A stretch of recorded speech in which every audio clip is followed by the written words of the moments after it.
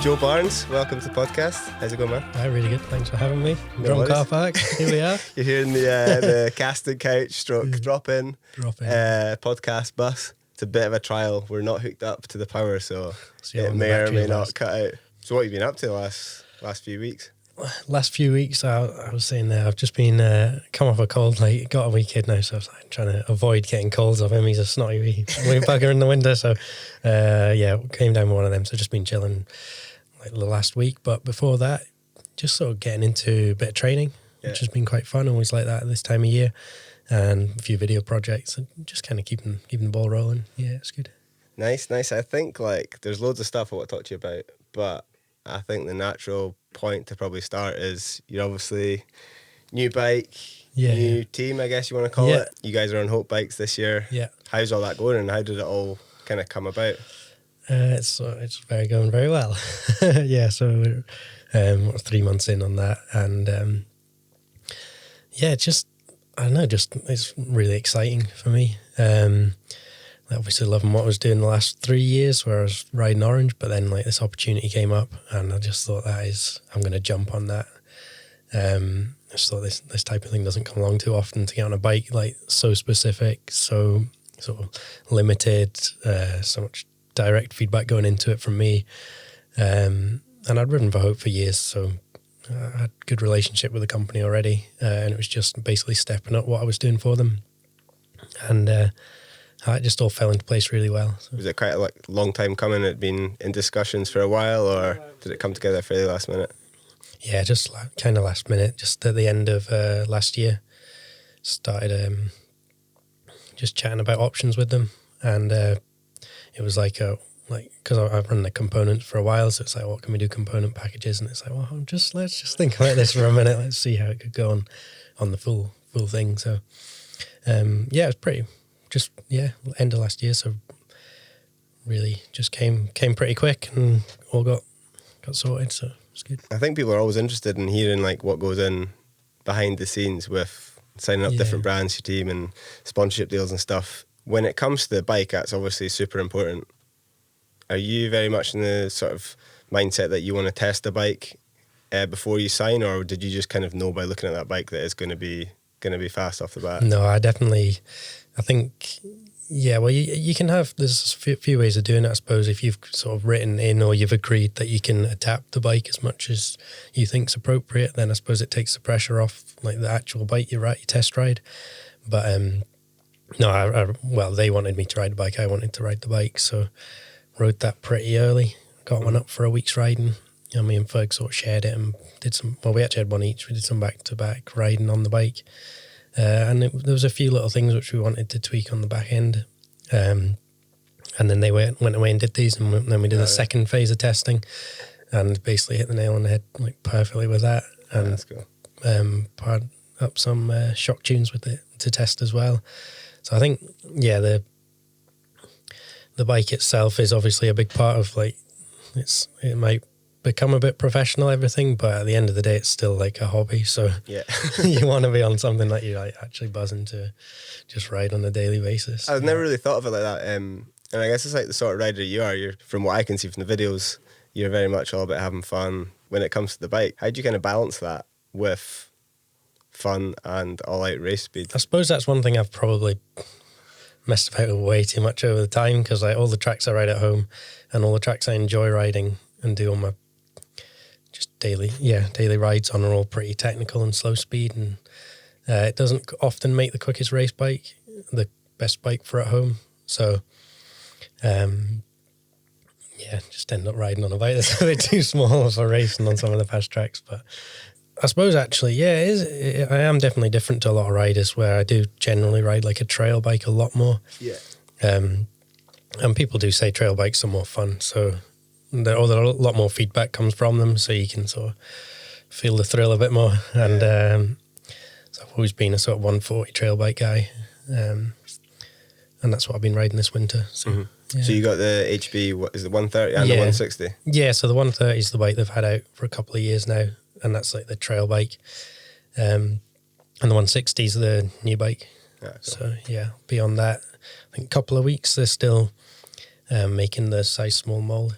Okay, and cool. then just machining that at the moment. So I did all my testing on the medium, Sweet. and was like, this is like the best bike I've ridden, but it's too big. So That's a good sign. that's a good sign. Yeah, exactly. Yeah. How long were you in Orange before that? Obviously, you've had 2 stints in Orange. Yeah, exactly. Yeah, so the original stint was really long because it just so happened my local bike shop sold them, and then I rode for them. So it was like, I'm not sure, maybe like 8 years or something. But then the second stint there was 3 years, and that was mint. I think that was a nice amount of time. They came on board, and when I started the race team, they came on board as the first sponsor for that. So that was really cool. And yeah, I think the 3 years was a nice amount of time. Is it still at the same time quite difficult to move on from a company that you've had such a long relationship with over the years? Yeah, that was. I know. I mean, they didn't want to see me and Ferg go, so it was nice to be wanted. But like I say, the opportunity came and I had to jump on it. So they understood that as well, and so parted good ways. It's funny when we were. You obviously announced that you guys were leaving Orange. Yeah. Between myself and Danny, who lived together, we were kind of like trying to think about who you could be signing for, and I was like coming up with some different names, like maybe, and then it makes so much sense when you see it. I'm like, it's just a good fit, I think. Yeah. From the outside looking in, at least. I gave a few people 10 guesses, and nobody got it. It's such a cool looking bike and stuff. So I just saw Ferg. Ferg was here, and I was looking at the bike. It definitely looks nice, and I'm sure it rides good as well. Yeah. Another thing that definitely interests me is the whole sort of structure of your program, your team. Like you said, you obviously rode for Orange back at the start of your career, and then had a stint on Canyon, which was essentially was it a factory? Yeah, factory that was team? like a factory team. Yes, that was really focused on racing, and like they had a proper vision they wanted to achieve from it. So I definitely went on their program as opposed to them sponsoring my program. Yeah. So that's the way that went. Yeah, it must be a big contrast basically between that sort of pro setup. Like you don't really get many more sort of factory brands as it is, let's say Canyon. What would be the main differences from a sort of practical sense between being on a factory team like that to having your own program that you had for the 3 years with Orange and now? Yeah, so I suppose I've changed what the program's trying to achieve whilst also changing setup, because like when you ride on the factory team, it's so useful for doing the global travel of an EWS series. It's just so much logistics goes into it, and they've got people specifically dealing with all that, so that's like obviously really handy. I don't know, I mean, it's still just the same like chilled people working at either companies, so sort of from a kind of fairly similar in a weird way. I think that's kind of one of the cool things about cycling and mountain biking is even within these fairly like mainstream, I guess like they're like multinational sort of corporate companies, but at the same time it is generally speaking still like mountain bike riders, people who are into mountain biking running these companies, whether it's the biggest bike company all the way down to some of the smaller ones. Oh, definitely. A lot of people in the bigger companies have even just come up from like bike shop level all the way through to being brand managers for massive companies, so they still keep a lot of their understanding and passion for it. I suppose the sort of thing that you have to balance is when you're trying to race at the top level, as well as having to like I guess, would you call yourself like the team manager, or is it kind of like is there like a is it fairly blurred lines when it comes to roles and stuff with you and Ferg? Well, I was a bit of a team manager the first couple of years because I had Lachlan as well, and we were like World Series style, and that wasn't really for me. Like I struggled to manage myself. So no, with Ferg it's proper like just mates racing. It's pretty chilled, and we just go through the calendar, see which races we want to do individually, see which ones like pair up, and then just get ourselves to them. And I do the sort of branding and stuff like that because he doesn't do anything like that. And then he just does good race results and bees himself. So it works really well. Yeah, from the outside looking in, it definitely looks like a good setup. Yeah. You seem to get a good balance between getting the business done on the races as well as just having fun. It's definitely. I suppose with that sort of program as well with hazard racing that started there, it's sort of like a bit of a balance between filming and racing as well, and figuring out where that balance lies as well is just something I suppose you can constantly tweak that and adapt that. But yeah, when it comes to the bike, like we were talking about, that's obviously a massive, such an important part of any sponsorship deal. You need to have something you like. Is working with a brand that kind of gets what you boys are all about in terms of like not putting too much emphasis on racing, just as important. Yeah, oh, definitely. I don't know. I always like looking back at a film from a couple of years ago and think, why are people even supporting it? That's the most random thing I've ever seen. So, I think that's probably, from my perspective, really important that we're on the same page with the level of freedom that sort of you can do some sort of stuff which is a little bit random and sort of put that off as productive. Or maybe you like don't need to justify it because it's like, well, it's part of like the thing going on, isn't it? So and I think that's nice. Like, well, when starting a team, obviously the people who wanted to support it already got it, and people who are like, so what are you actually doing here? It's like, there's literally no point me replying to this because it'll take me too long to explain. If they're asking, it's probably like not worth it. Exactly. That's what it became, and then again, like hope of obviously being on board with the sort of film race balance, and also this sort of slightly different style of film sometimes. So it's the sponsors who are on board, it's not luck that they're here. Sort of like that's for you guys. You need to have a company on board that like is into you racing EWS, but at the same time is like stoked on seeing you like in a random video with like the Bee Gees or something like that. Exactly. It'd be a real shame to not do either. Yeah, it's cool. I think it's really cool that you're able to do both, and it's kind of like testament to those companies that they're happy to back it and see value from what you guys are doing. Yeah, I hope so. Well, it must be, otherwise. Yeah, exactly. Just work hard and see if we can keep going. So. Yeah, another thing I want to talk about, which I'm obviously a big fan of watching your videos and stuff. So there's been a new guy propping up in your videos. Bo, what do you call him? Bike wash man. Yeah.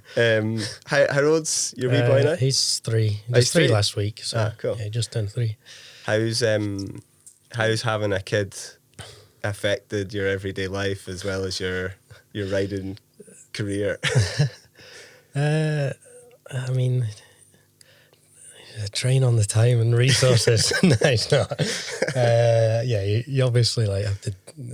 You don't have every hour of every day to the mission at hand. You sort of have a bit more of a life balance, which is no bad thing. So no, it's cool, and like he likes his little bike. So if I go to Nevis Range, take him, and he can cruise about with me for an hour, and then pass him over to my girlfriend, and then I can go out ride. So it kind of works pretty well. Cool. I don't think it's massively affecting my life, but it's really, for me, it's really cool to see like just how stoked he is on riding bikes, and definitely enjoyed a couple of those videos that you've had him in. Like, he's fearless. It must be. Is it quite stressful watching him send it, or are you pretty confident he's got it dialed? Yeah, he's not binned it yet, which means absolutely nothing, because obviously will one day. But I was at Nevis Range with him yesterday. You do have to shout, brake, brake every now and again, just to get him to just not get too carried away. So send him down the downhill track before William. Yeah, exactly. But now I'm pretty good at not being too worried. Yeah, that's good. What sort of bike is he riding? Is it a little e-bike, or is it? He's got a little. No, it's just a normal common sense scoot bike. Okay, cool. But I do have a little e-bike there that he's been having a scoot about him from the bike shop, and that's it's still a scoot bike. It's got no pedals, but it's got a twist like a throttle, so it's just like a little motorbike thing. Yeah, that's good. The back brake on it's like not as good as his mountain bike, so I have to like remind them on the downhills. Yeah, but it's really good for everything else. So. Definitely got a few good speed wobbles on the Insta clips. That I know. speed wobble. Seems to, well, from the videos, it seems that he manages to ride them out. Yeah. I don't know whether he's just cutting out the crashes. Like, No, he does. Just gets the speed wobble. That must be the way. It's like he's obviously not got such a vicious speed wobble that it's throwing him off. So he just thinks that's like all good fun. He's like just on that limit. Yeah. On a sort of slightly more like deeper level, has having a kid, like, not to go like too profound in it, but has it changed your perspective on racing? Is it helped maybe with pressure at all? Like when you kind of have something that comes into your life that's a bit more, essentially more important than maybe anything you've done before, for maybe helping you dealing with nerves or anything like that? I suppose there's not been much racing. Yeah, well, that's true. There's not been much racing, but I think I'm pretty good at separating the two. So, yeah, I think a few people do say, it's more important things in life now and that, but I don't think mountain bike racing is particularly dangerous. It is, you maybe break your collarbone or something, which it's not too bad. So I think it's good. I think maybe when he's a little bit older, I will actually be quite like keen to do things like he might be like pleased if I did well. Yeah. Or not, he wouldn't really care, but top of the podium as opposed to like third or something. You'd be like, maybe. But at the moment, he's just such a wee guy. It makes no difference. So, yeah, I don't think it's much profound stuff's happening. Definitely an extreme sport. But like you say, it's not necessarily like, it's not freestyle motocross. It's not base jumping where you have to maybe like, you need to behave yourself now. You've got a kid. Racing. I'm always in danger of not like taking as many risks as I probably could do. Yeah. So I suppose I don't want to fall into that trap either. Yeah. So I need to keep cracking on. I think I listened to a podcast. It might be in a podcast that you did, or maybe your sister Hannah, talking about your childhood being a fairly like, don't know, maybe unconventional would be the word, where you had a lot of adventure and stuff. Yeah. You're fairly keen to make sure your son gets a lot of that stuff in his early years as well, to give him a fair bit of adventure. Yeah. I think he'll end up having quite a different upbringing to me, just because I just like the I suppose sport aspect of it. Whereas my parents, although they were into running, hill running, they seemed to have more time. They maybe didn't have race weekends and stuff, so they we ended up going to Bothies a lot and camping and do a lot of sailing holidays and loads of sailing trips. So I think I'll be more like bike and structured. But yeah, definitely it would be cool to be in a position where you're not like, I suppose, too career led, and you can just almost take a year off something entirely and do something that really benefits the family. So I do think that would be really good to have the time to like take a proper trip away and really get into it. Because am I right in saying that you guys did like a year or something sailing trip with your family when you were younger? Yeah, that's it. Yeah, so did just a year off school when I was 12. My sister was 14. So, and that's just like a year sailing and like exploring new places. And that was amazing.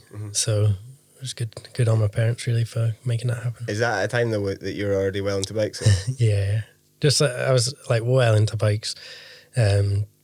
Just like rigid bikes, cantilever brakes, so just bombing about on them. But I think it maybe just made me keener. So did you have access to a bike at all? No, I think there was 2 days of the whole year where I hired a bike. Oh really? Yeah, probably absolutely trashed them. Oh no, just wheelies all day. That's fair play for managing that, because I know. Yeah.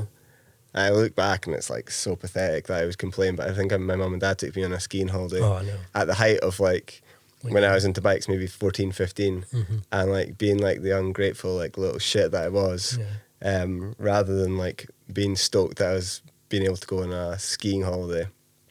I was just so into bikes, I was devastated that I was going to be off my bike for like a week. Yeah. So a year must have been pretty gnarly, but I guess if it made you more I do keen. think if it had been when I was 14, I wouldn't have coped well with it at all.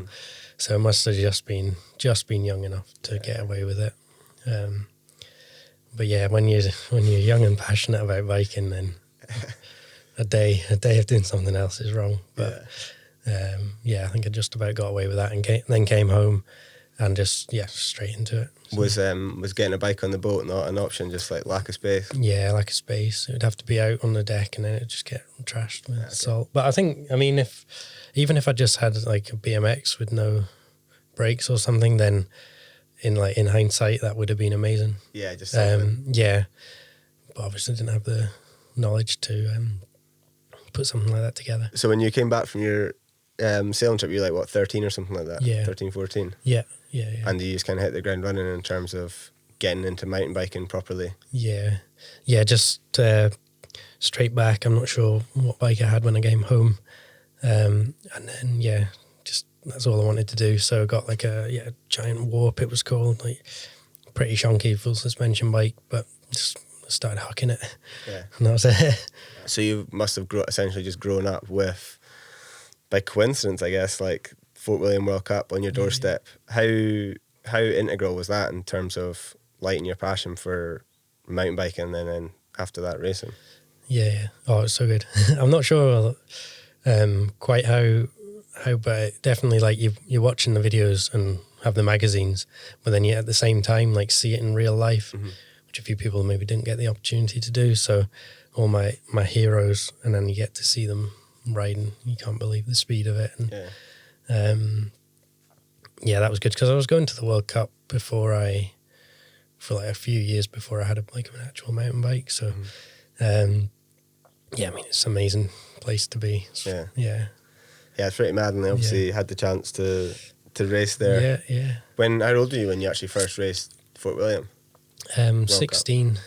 Yeah, so that was it was good. It was just like first year junior. There was no junior category then, so you're just in with the big guys, and it was like first opportunity I could get to it, and loved it. How does it kind of compare to racing a different World Cup or a different race like overseas when it's like on your doorstep, home crowd?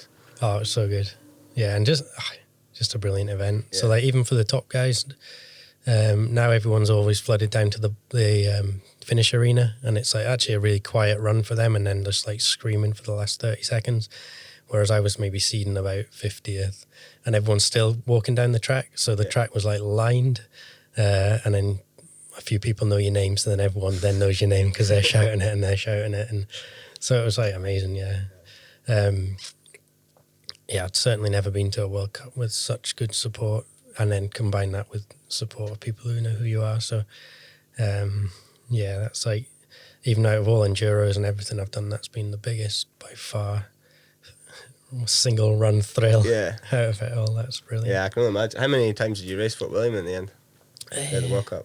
Yeah, I'm really not sure. Probably 5 times. Oh, maybe 6 times or something like that. Yeah, just from the age of 16 till maybe about 23 when I switched over. So, yeah. So, when was the first year VWS then? It was like 2012, 2013? I don't really know years, but yeah, about then. A while ago. About then, yeah. How, 9 years ago. I guess did you feel that kind of like timed quite nicely into terms of like where your riding and racing was going? Yeah, exactly. I sort of switched mentally a couple of years before that to enduros, so I was poised pretty well for that, the start of that series. And I kind of got to a pretty good level for myself at downhill, and then I maybe plateaued. So, I don't know, a few injuries and a bit like, I don't know, just searching too hard for like getting to the next level. And maybe like team support would have been probably the next step, but then that came through enduro. So, just sort of was all worked really well for me. You went on Canyon then, on like the sort of team factory deal. Is that like something that you always dreamed about? Yeah. About getting, and then must have been pretty insane to go from. You obviously had support and stuff, but to go on from what you had, where you're kind of doing all your stuff, traveling in a van, to actually being on a fully supported factory team. Yeah, it was insane. So even, I mean, that was the first year I could quit my job as well. So got a salary off the team, and so could actually put like full time into it. And like I say, just the attention to detail, level of support through travel and just every aspect of it was just incredible. So how many years did you end up doing? 6 years. Oh, really? Yeah. That's a big jump. So it was good. So yeah, it was good. And I started, my teammate Ines Thomas, she did the 6 years. She actually is still on the team now. But so we did it from the start, and then a few riders came and went. So it was quite nice to be like a proper staple on the team, with other names coming and going. Yeah. So yeah, it was good. I'd say pretty much everyone I've spoken to on the podcast, either on the podcast or out with the podcast, is almost like struggling a little bit in terms of like, especially maybe, I think there's like that sort of Scottish mindset of always kind of being harsh on ourselves and stuff like that. And sometimes it happens, sometimes it rears its head almost more so when something actually really cool happens, like maybe getting on a team. I know I definitely have it sometimes, and I don't know, it's like imposter syndromes. Like sometimes, is that something you ever had? Like when you go from such a step from having your own setup, like driving in your van, working in a bike shop, to being on a pro team. Is it a bit of a double-edged sword in terms of the support that you get's obviously great, but then with that support comes pressure? Definitely, yeah. Oh, it's well, someone else is looking at your race results, not just you. So, it's definitely more pressure. I mean, it's quite hard to not have that. Even when you're totally used to being on a team, you've been on it all for a few years, it's still like, it's quite hard to get away from that, I think. The imposter syndrome, isn't it? Yeah. Yeah. It keeps you working hard, but it is a bit stressful. Yeah.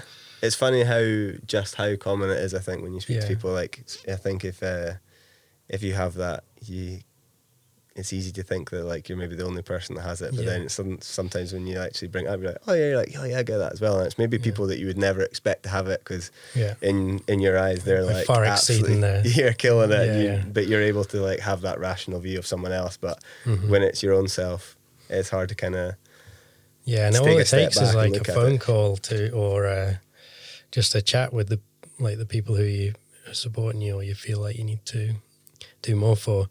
And then you find out that they're like absolutely chuffed with what's going on. And then it's like the pressure's like, what was I even worried about? Like, I haven't released a film for like 6 weeks. What am I doing? Like, nothing's coming together. And then they're like, you're doing a good job. Like, chill out. Just chill. Yeah. So, it's funny. It's funny how the mind works, isn't it? Yeah. I think it's another pressure that people definitely overlook, and especially in the racing world. Like, I know I'm definitely lucky that we have a sort of relaxed setup where we're kind of more about like making videos, doing shows and stuff like that. You kind of fall somewhere in between. Did you sometimes feel the video side of things takes the pressure off a little bit with a brand, because you could maybe have a difficult season or a difficult few results and maybe not be where you want to be, or maybe where your sponsor would want you to be, but you've got this other bit of value in terms of the media side of things to bring it up? Is that was that a conscious thing, or was that just a thing that worked out quite nicely? Maybe from a sponsor's perspective, that is quite good. That's sort of like always there.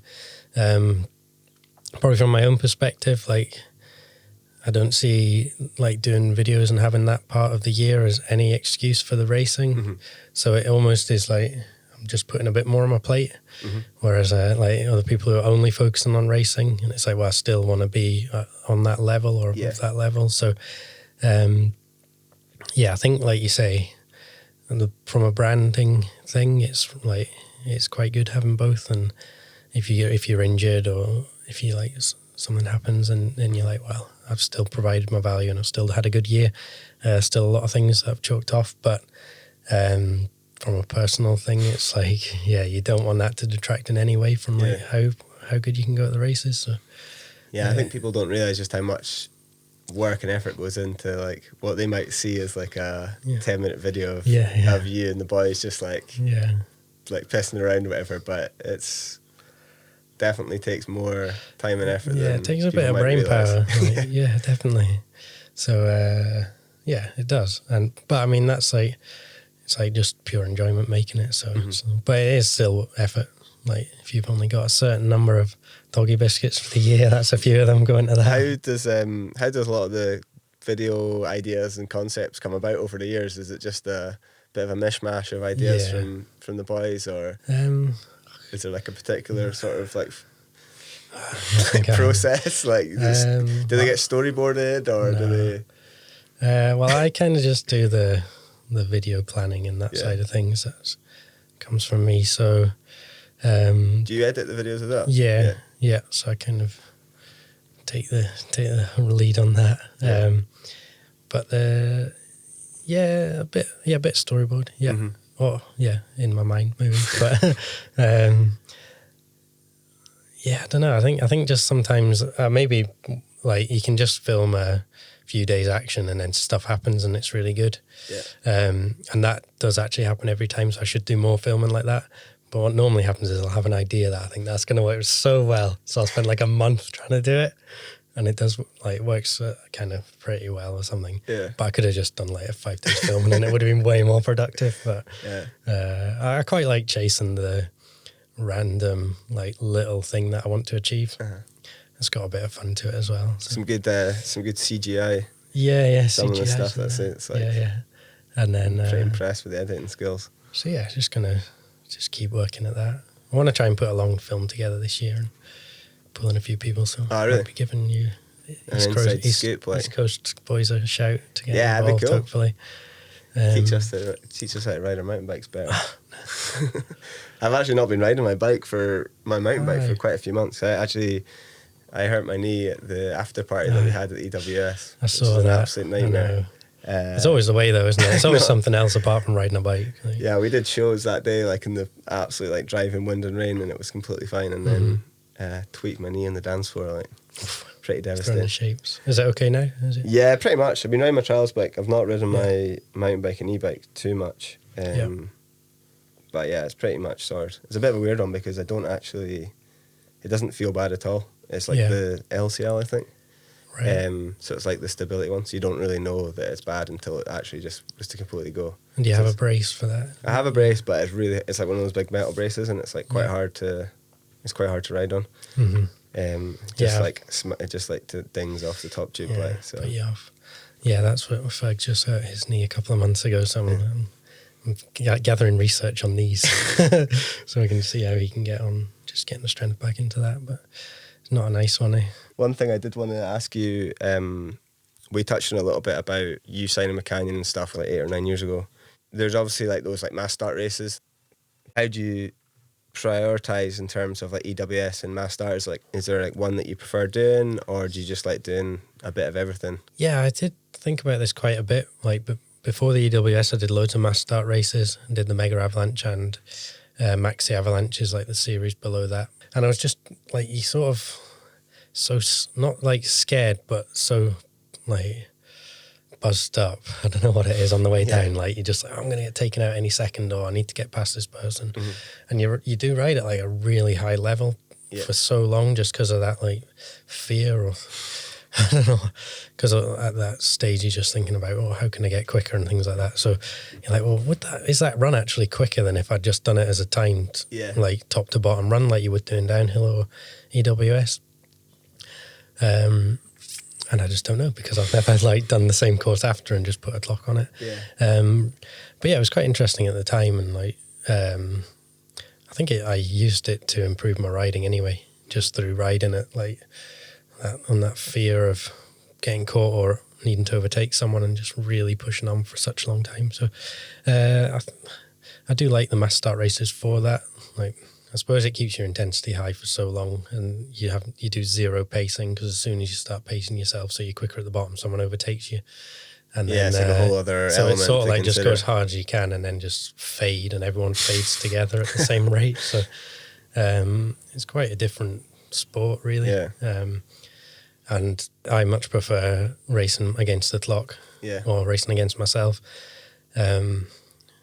Probably just through the unnecessary danger of mass start racing, because you have a few big moments, and that kind of puts you off when you got to take loads of time off the bike. So they are definitely different. And at the start of the World Series, there was a bit of a discussion going on as to what is actually enduro, and should there be a balance, because I did a few races at the start, Enduro of Nations in Italy, where you'd do stage racing and then it would finish the weekend with a mass start. And and that was pretty good balance, but it's just quite difficult to put that on a lot of venues, because mass start races didn't require such a different style of track with passing places and like a massive start straight to get people lined up. So It kind of would have been cool if they'd merged the two, but I think logistics just stopped that happening. Was it Mountain of Hell or something? That was like that. There was that Sheet video ice. that just done like the absolute rounds with that video. Like, it's like a helicopter shot.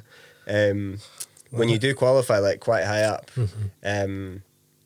say you're like not in the very front row or like near the front. Yeah. Is there any strategy to that, or is it just like hooning it as fast as you can and hopefully you get ahead of people and it's definitely a bit of don't get caught up. But, so out of your control. Because if you're on the front row and you obviously get the jump, you try and go as fast as you can for the first like 30 meters, which is just getting up to speed. And then after that, you're sort of like, well, if I go really fast, I'll probably just crash. But if I go slow, someone will take me out from behind because they're like just riding into you. Yeah. So it's like there's just no way of just a lottery planning. Basically. Exactly. Bit of a lottery. I broke my hand at the quali for the Mega one year from a similar, like, just somebody in front of me actually just cut out wide to set up for a corner and took my front wheel. I just went down really hard and it never healed because that particular bone doesn't heal, and I was like, it put me off. Was there like a specific person that took you out? Yeah, I can't remember his name now, but I was a bit annoyed with him at the time. Putting in an official complaint. This boy's loose, too loose. Shouldn't be allowed here. Yeah. I guess it's a hard balance with that, isn't it? I know, I'm pretty sure. Like, I've been involved in stuff where I've been a little bit to blame. So, they're good. I like it. Yeah. It's something I would actually quite like to try, but to be honest, probably just like naturally qualify quite low and just get in the big train. Just trickle down the first bit. You should do that. I think stay out of danger. If you're not like racing all the time, then you probably wouldn't really get too into just a normal on the clock enduro where you're just against yourself, but like you're sort of forced to get fully involved in them. I can highly recommend them. Do you still ride those? Are you trying to stay out of them? I just didn't really have time once the World Series started, so I haven't done one for. I did the Mega 2 years ago actually. Yeah. What was your best result, like the Mega or like when it was Master? Yeah, the Mega was 10th. Oh, really? Yeah, it was all right. Yeah, the first year I did it, I was sort of like not that prepared, so I didn't have a dropper post. Oh, really? Kind of everyone else did. And I was in second halfway down and stopped to put my seat up. And then rode this big traverse in the middle and stopped to put my seat down and then came 10th. So like, I think I would have been fighting a bit higher up if I'd had a dropper. But I mean, that's like just me being tight, I think. Yeah. And then the next time I got a puncture in quali and started road D and then got 10th as well. So yeah. And I don't know how many years I'd need to do it to make everything come in line to get a good one. A race that long, it's just like it's so hard not to have at least one thing go wrong. Yeah, exactly. I just need that kind of like a mixture of being on it as well as the stars aligning. But I'll probably do it again. Yeah. You can do your son when he's ready to. Yeah, exactly. Yeah, there's actually a kids race there as well. Is there? It just looks more fun than the adults one because they've got like actual good berm track. To go back to being a dad and stuff like that, are you pretty chill in terms of like what he wants to do, or like as a racer, are you like going to be full on like moto dad, or is it very much a case of just letting him do whatever he wants and see what happens? Yeah, I'm pretty chilled, so I don't think I'll be too pushy. Just like subtly guide him in the right direction. Like, don't buy him any football boots and stuff like that. Football maybe. But it's like loads of kids in Fort William get into shinty. Oh yeah. Which is such a Highland sport, and it's obviously like you just can't be professional at that. So even if you're the best shinty player in the world by miles, you maybe get like a free stick and some kudos from the guys in the pub. So it's like, right, do that at school, but like if you're gonna do a sport, do a slightly more professional one. One thing I heard was football teams are looking to shinty players, young shinty players, and signing them up because they've got like that sort of aggression already on lock. Because I think one of the problems with like young footballers, never thought I'd talk about football on this podcast, to be honest. People are already switching off. Mountain bikers are notoriously anti-football. I know. Still a good sport though. Because they're like so fearless. They take them from the shinty pitch and put them on the football pitch and like. So the footballers aren't aggressive enough. Yeah. So they fall over too easy. You can get away with that in Yeah, shinty. don't think you get away with diving like that in shinty. I was watching a shinty game the other day, just rode past on my way home. I was like, stop for a look, and the coaches are brutal. Or just like shouting abuse at like 6-year-old kids. No, they were like basically slagging off the players so bad. Like, what was that? That was terrible. Yeah, shit. And then like 2 seconds later, it's like, come on, lads, keep the chin up. So mind games with them. Your son's called Bo, right? Yeah. Bo Barn. That's definitely a name that I can imagine being. He's like a potentially famous name. Maybe. Yeah, he's got the bit good branding. You're thinking ahead. Yeah. You guys obviously started to do to hazard videos like way back. Was it a conscious thing that you guys kind of created, or was it a case of just starting to film videos and it just evolved into being something that people like really sort of connected with and enjoyed? I suppose it was slightly conscious, yeah, kind of. I did one at school, which was just purely to, just for a bit of fun. And that, we weren't trying to gain anything from it. And that was really, like, I just loved doing that. So I suppose I knew I enjoyed it from that escapade. And then, a few people saying, I rode for Howie's at the time, just a clothing company. And this guy, Tim March, he was the brand manager. And he was saying to me from one side, like, oh, you just got to get into this. Just get a flip cam, they were called, like little cam with a USB stick on it. And just get one of those, like 50 quid, and start filming stuff. So I think he probably spotted the vlog before it was a thing. Or he told me to start vlogging before it was a thing. And then obviously I didn't really do what he said. I just did it like the style I wanted to do it, which was a bit more like, bit more put together, really. A bit less fly on the wall. So I suppose people are into it more now, but at the time less people were into it, but it was equally as good fun. So kind of ahead of your time, the pre sort of vlog age, but not quite being a vlog. There's a few things out there I think at the time, not so much in mountain biking, and I didn't really watch any of them. I'm aware now, but I think there was like Line Travelling Circus is a ski one, and they were probably going for quite a few years before I did anything with the boys. So I think there's the originals, I suppose, when there was less there, got a bit more noticed. So obviously you guys were doing what you were doing. You could have easily kind of like pivoted into doing more vlogging stuff. Was that just something that didn't really like feel true to you? I think what you guys were about. Yeah, probably just like you say, it just didn't quite feel right to do that. But I think in hindsight, it probably would have been a good shout, because you just up your quantity of stuff so much, and at the time you're just paranoid that people get bored. It's a bit like the imposter thing. You're like just in fear of people getting bored and you're watching the videos, but actually it turns out, like in hindsight, that long form stuff, people just want to soak it up, and like it's not the case at all. So you live and learn a little bit. But it's interesting you say that about the long form stuff. It's always just such mixed messaging. In some ways you're hearing that everyone's attention spans have gone to shit, and nobody wants to watch long stuff, but then you maybe put a longer video and then there just seems to be no rhyme or reason to it, and like of what like kind of takes off and what's not. And it's hard, like for you when you're making videos, are you very much just putting stuff out that you want, or are you kind of always thinking about ahead of how it's going to be received and what people want to see, or is it just a little bit of both? Yeah, it's mostly stuff that I want to... No, a bit of both, actually, yeah. It'd be interesting to just go for like exactly what you want to do, because obviously in the back of your mind you've got a little bit of like covering a few bases and making a bit of a spectrum of stuff, so it's not just too one-dimensional. But I'm not sure, because you guys have got obviously your individual stuff, and then you've got your group stuff as well, with drop and roll. Like, how do you balance personal gain versus group gain? Is that easy, or is Yeah, I guess it's always just a kind of fine balance, isn't it? It's kind of like being in a band almost, isn't it? Exactly. And you just to kind of do whatever kind of feels right. End of the day, it's all just about, for us it's just, I'm sure it's the same as you guys, just like love riding.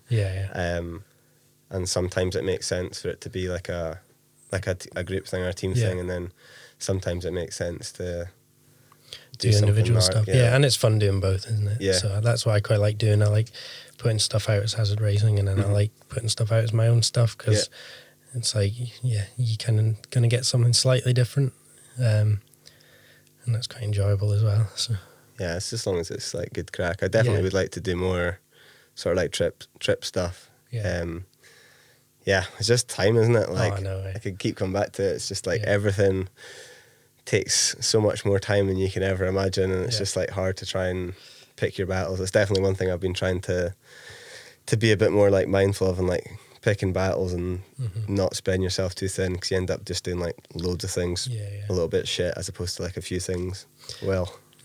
That's why I've just been setting my calendar for the year for the races, and then just like I don't want to just do a race every weekend, because there's a few things you also want to slot in, and it's putting the time, isn't it? It's like choosing where to put your focus and making sure everything gets covered. But I'm not sure if you're the same, whereas you've been spent so many years traveling all the time. Is there an element of like just wanting to be at home a lot as well, especially now you have a kid, and kind of like picking your battles with races overseas and stuff like that? I mean, I've done that, essentially done that exact thing. So I think to commit to a full World Series, I'd feel like I'd put like quite a lot on my plate and detracted from a lot of other stuff if I did that right now. So just commit to something that I know I can like put everything into and keep the right balance, which is like a full British Series. I think that's. What's your plans in terms of like EWS this year? Are you going to do like? I might do Scotland. That's just that one. Ah, really? But I'll wait and see how it feels coming into it. There's a few venues tempting me in this year.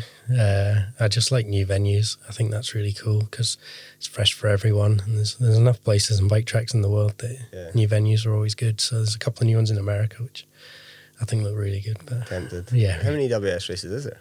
I think there's 8. Oh, really? This year, yeah. Ah, okay. So it's quite a few. And it's like EWS is like, I guess there's always been in downhill World Cups, there's always been races overseas, like when I say overseas, like proper overseas, like out of Europe. Yeah. And EWS is the same now as well. Like to do a full EWS like circuits, like quite a commitment in terms of like money and just time. Yeah. Normally there's 2 trips away from Europe. There's only one this year because the first couple of rounds in New Zealand were cancelled. But there's still normally a South America or New Zealand, then Europe leg, then North America, and then back to Europe. So it's a fair commitment. But I suppose if that's just what you're into and that's what your focus is, then it flies by as well. Yeah. So, are you the sort of person that like looks ahead in terms of like years at a time, or do you just kind of take it as it comes? I normally I suppose with contracts, you sort of have a sort of plan. If I didn't have any contracts, I'd literally be like a couple of weeks. I'm absolutely terrible. Even at setting what races I'm going to do, I'm like, I just can't quite decide. I'll just decide next week. But no, I'm going to commit to this like UK plan and film plan for 3 years. So which is, that's quite a long time. Yeah. So I think it's good to have something you can like get stuck into. And 3-year plan. Can't achieve too much in 1 year. So you've got your shit together when you're working to a 3-year plan. Man. I know. That's a good effort. It's not even my idea. Just 3 years I'll do.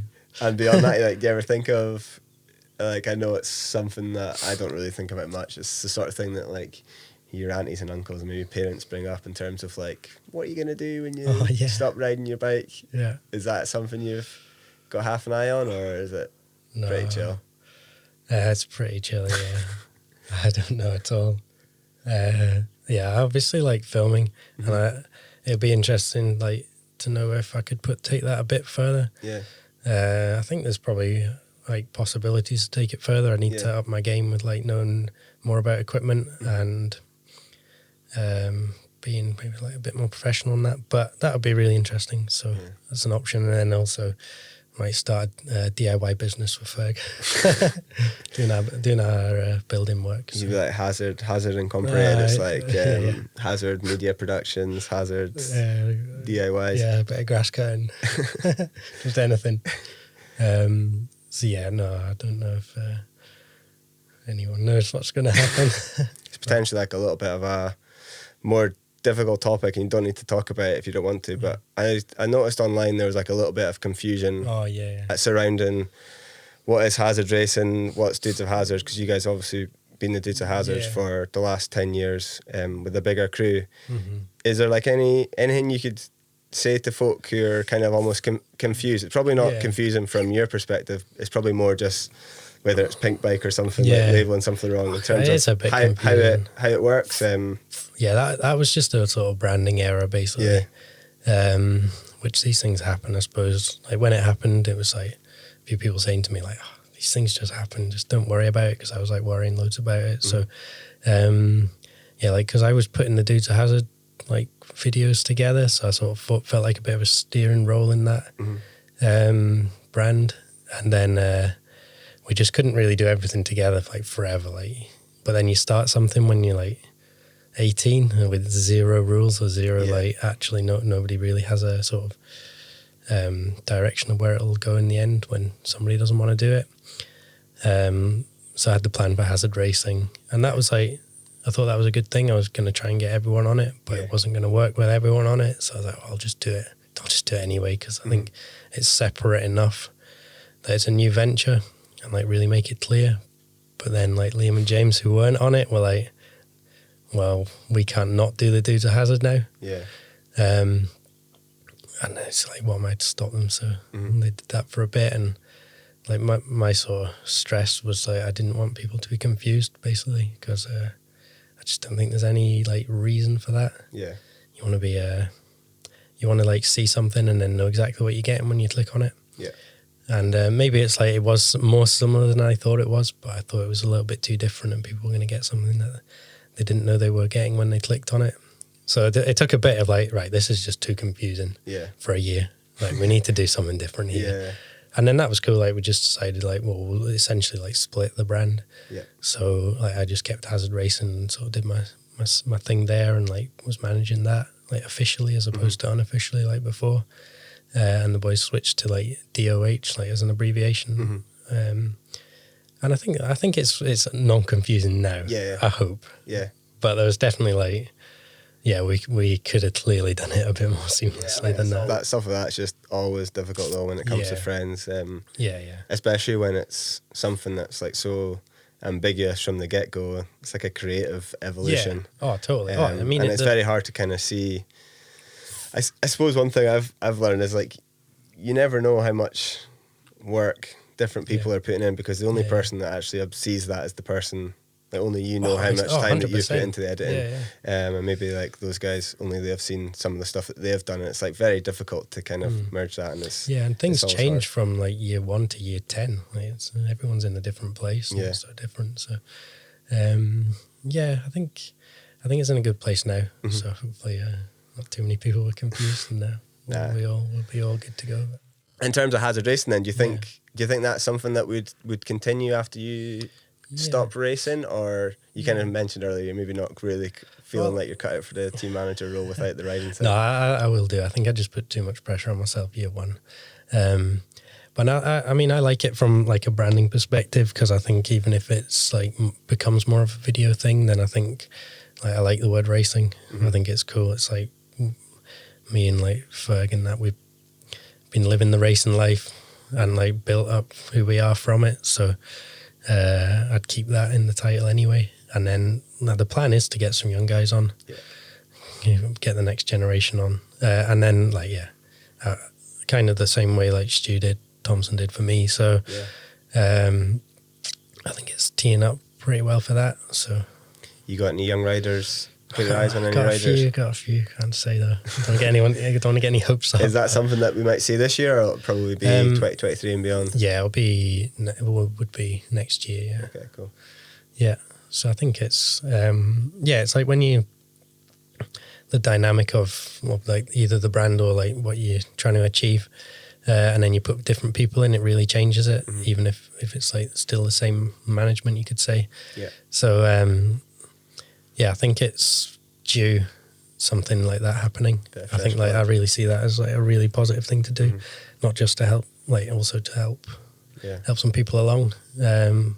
Probably put something on it like a fixed contract, so it has to end after a certain time. So it's more of a development program than like you're not ever being dropped. Like you're always going to be dropped, if you know what I mean. Like just so it's you've 2 years and then you something like that. Yeah, and then you get to. I feel like the sort of stage that you're at, it's a really nice balance between you're still young enough to be sending it and riding your bike and racing, but you're old enough to maybe have like your shit together and know enough to actually be able to bring some young kids into the fold of the team. But still ride together for at least a few years, rather than it just being like right, that's me. I'm like finishing, and then we're going to get some new people in. It kind of needs that transition, I suppose. Yeah, I think so. And so now's probably a good time to do that. Share a bit of wisdom, but also be keeping everyone on their toes. Ideally, that's the learn from my mistakes. That's the key, isn't it? Do as I say. Once you get once you get beaten, right, that's it. You either retire or just punt them off the team. Yeah. But you're definitely spotted for choice up here.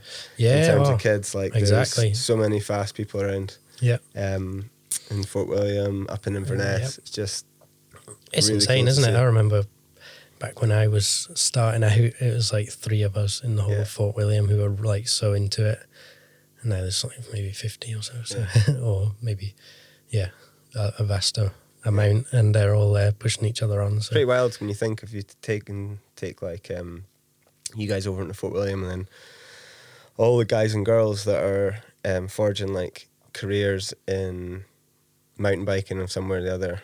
It's pretty amazing just how many people there is. Yeah, it is crazy. Living from bikes, and think of what I grew up thinking mountain biking was about. It's definitely it's so different now.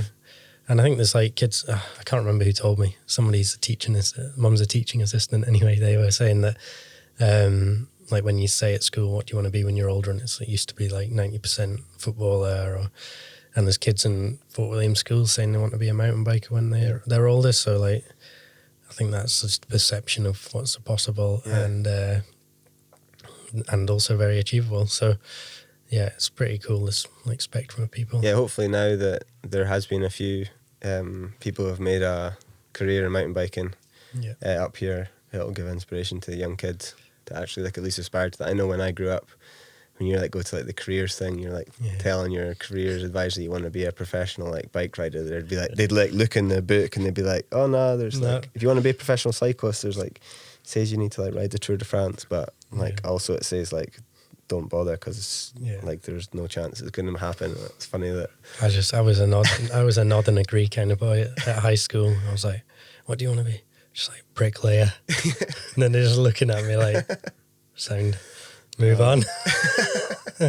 You're just like, what's like the least input I'm going to have to give here? Like, just like, what are they just going to stop on me? Like. Exactly.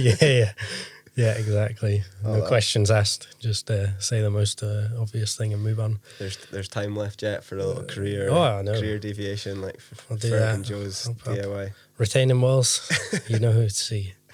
Well, there you go. We'll put that in the show notes as well as all the other stuff. Literally anything. We're not desperate or anything, but you know. Times aren't getting quite as tough just as yet, so watch the space. But thanks so much for coming on. Oh, absolutely. We were lucky that we think we managed to make all the batteries last in the bus. It was a bit of an experiment. The bus did its job. But thanks for coming on. That was really good. We finally managed to make it happen. All the best for the rest of the season. Yeah, thank you. Yeah, we'll see how it goes. Good luck with everything. Same to you too. Cheers, dude.